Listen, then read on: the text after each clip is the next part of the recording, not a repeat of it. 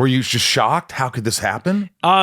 Yeah, the same day that I heard the show was canceled, I was working a different job and my car died on the day, and I was like, oh, how can things get any worse? And then I've got the phone call that the show had been canceled. And I thought, this is terrible.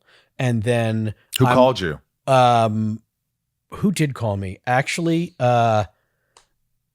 Josh Weinstein, who is one of our writers and producers, was the one who let me know that. Did you think it was coming? Did you know? We all knew it was coming, but we were, optimistic, delusional, whatever. I didn't want it to be going that way.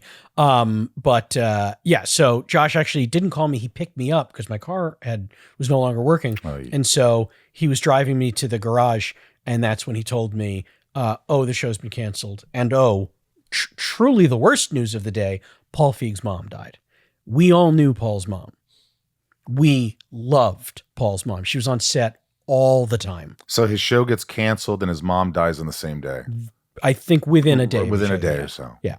And your car breaks down. Yeah. And I mean, that's why I start with that. Yeah. Start with that. Work your way to the really important things. Did you cry? No.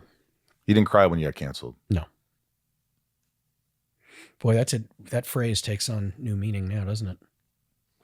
It seems like it was like, holy shit, it was too good to be true. You're at such a young age. You're right out of high school. You get on this show. It's like the critics loved it. Oh yeah, never a bad review, not one. I didn't cry. I was mentally prepared for it, and also as an actor,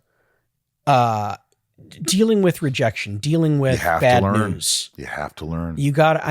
I learned instant rejection when I started doing stand-up when I was a teenager. Yeah. I tell those stories, and I had some great shows, but mostly bad ones. Right. Yeah, I was not great at it.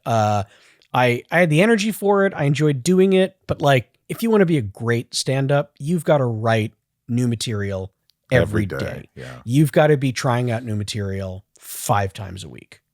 And I never had the drive or the patience to do that. Sure. So I did my little jokey jokes and I had fun, and I'd write new stuff from time to time, but I bombed a lot because I would get lazy and I would see if I could expand on existing bits, or I would take the flimsiest of premises, hoping it would connect with people, and then I'll just riff on it. Never panned out. Right. Yes, but the point is, I was very familiar with rejection and bad news. Well, you've heard this, but you're brilliant on that show. You're Thank brilliant. You. It's very sweet. You were brilliant. You watched that show, the writing, but you delivered. You guys all delivered. The characters were very specific, very different, very defined. I felt like I was there. I felt like I lived in the neighborhood. It was really a wonderful piece.